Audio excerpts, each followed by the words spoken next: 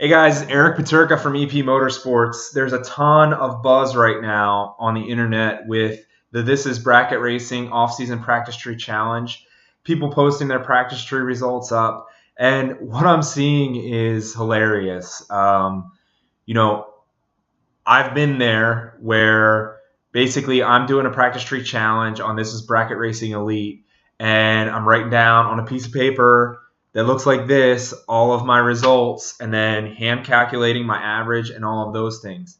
And by the time a couple days pass, you got a stack of papers, or you're trying to take a picture of your tiny little screen on your Portatree, and you filled your cell phone memory up. So there's got to be a better way, right? Well, I have the answer. What I've created is the EP Motorsports practice tree log. And when you first get this, you'll see this page with all the instructions on, but I'm going to walk you through it. You'll press today's practice log and a new sheet will populate with today's date. Every day that you want to practice, you'll press that button on the first sheet and a new sheet will populate after the sheet from the previous day. So all of your days of practice will be along the bottom here, and as long as you save your progress every day, it will never override the day before.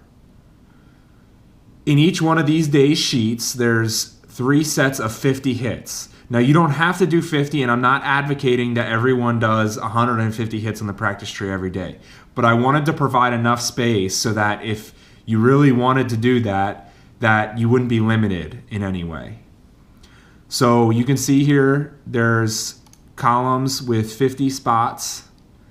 And every time you add a reaction time in here, it will show up either green, and as you get closer to 020, it'll get closer to a yellow. Obviously the red lights become red. But after you practice, you'll start to see your results populate here in these boxes. And I've tried to include everything that's important to me when I practice, which is number of double O's, number of teen lights, number of 20 and later, which I just say is late, number of reds, my average, my spread, and my standard deviation. I know what you're thinking. What the heck is standard deviation? I've never heard of that. Well, if you look standard deviation up on Wikipedia, you get a formula that looks something like this. And I can't explain this to you, but I do know how it works. Basically, standard deviation is on average how much you deviate from your average value. So we all look at average and we all understand how that works. If I'm 005 average on my practice tree and my standard deviation is 005, that means that on average, I'm anywhere from perfect to 10. And in fact, there's an exact amount of percentage that you can relate to your values based on your average and your standard deviation. And in this scenario, if my standard deviation is 5 and my average is 5, that means that 68% of my practice tree results are in between perfect and 10. That's pretty good. This differs from range, or spread as we call it. Range just tells you how wide of a distribution you have. Standard deviation tells you how consistent you are and how all of your results cluster in that range. That's why it's important. It is an actual true measurement of consistency, where spread is just a measure of range. And I'm going to show you a couple examples of how spread can be misleading, but standard deviation can actually tell you that your results are better on the practice tree than what you think. So now that you know what standard deviation is, you're wondering why it's important. And these 2 examples show clearly the advantage of tracking standard deviation in our practice routines. I have 2 sets here, 15 hits, and they're equal in spread and average. Now the number of double O's and number of lates and reds differ a bit, but really what we're concerned about here is our consistency on the practice tree, right? If we have a delay box in our car and we're top bulb racing, regardless of that, even if we're bottom bulb racing, we want to set the car up to us to a certain extent. We want to be able to hit the tree very consistently and then bring the car to us. That's the whole point of a delay box, and that's really what you need to be doing in bottom bulb racing as well, wherever possible. That's why we're changing front tire pressures, changing shock settings, changing launch RPMs, all that stuff. All that stuff plays into basically tuning the car to react to us in a desirable way when we can hit the tree consistently. And that's key. So standard deviation here differs in these two sets from 007 to 010. Now, obviously, this 034 over here is not a desired result on the practice tree, but every other value is under 11.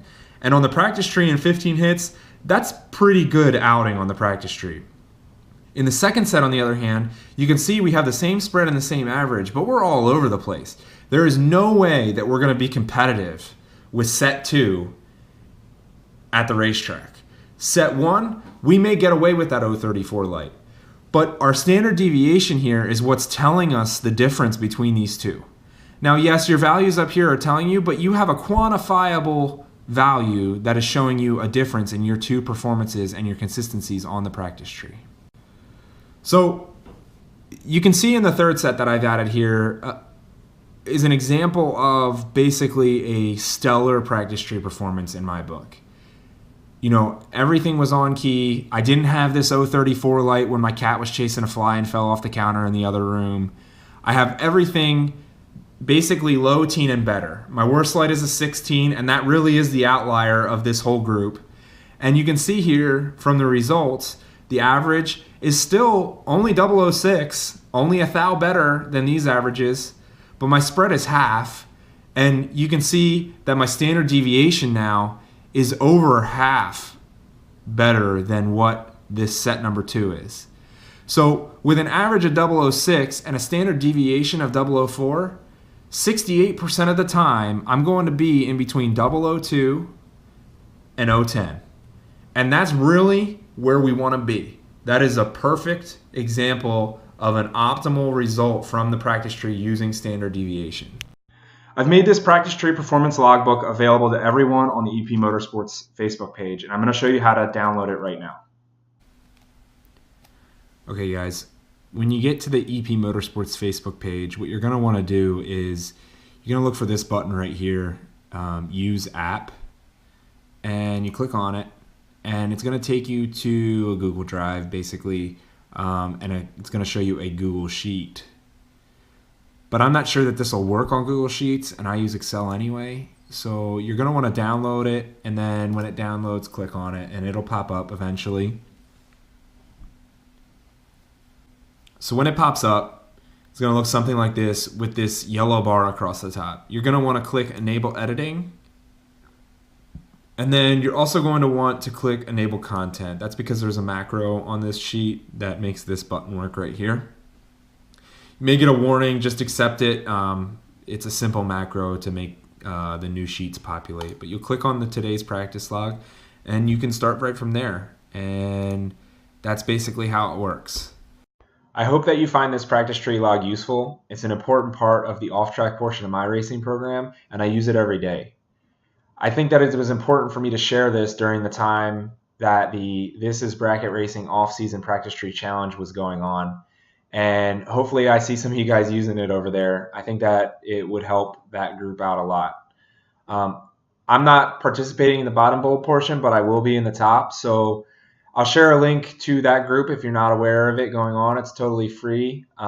Seminar basically held by Luke Bogacki and the gang over at This Is Bracket Racing Elite.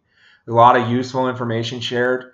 And it gives you a little bit of a taste of what This Is Bracket Racing Elite is like. Basically where I conceptualized the whole idea for this practice tree log because we use the practice tree so much. So I appreciate you guys checking out the EP Motorsports Facebook page and downloading my practice tree log. If you have any questions whatsoever, definitely let me know. Send me a message, post a comment. I'm not an Excel master by any means, but I'll do whatever I can to try and help you guys out. So thanks again and have a great day.